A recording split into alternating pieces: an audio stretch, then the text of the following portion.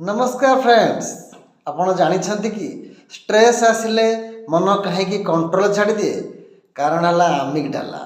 आमिगडाला हूँ ब्रेन र कंट्रोलर।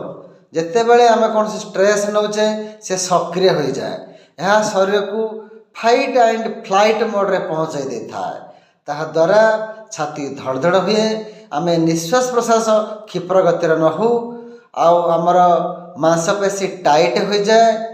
द्वारा आमर प्री फ्रंटाल कॉर्टेक्स वीक हो जाए एवं स्ट्रेस लेवल बढ़ी जाए, आम चिंता बढ़ी जाए, जहाद्वारा सुगर स्पाइक करे, ब्लड फ्लो हाई रहे। आसतु तार किसी टिप्स जानिबा, ताकू अनुकरण कले आमे आमर आमिगडाला को कंट्रोल करि परिबा, जहाद्वारा आम सुगर कंट्रोल हो पारिबो।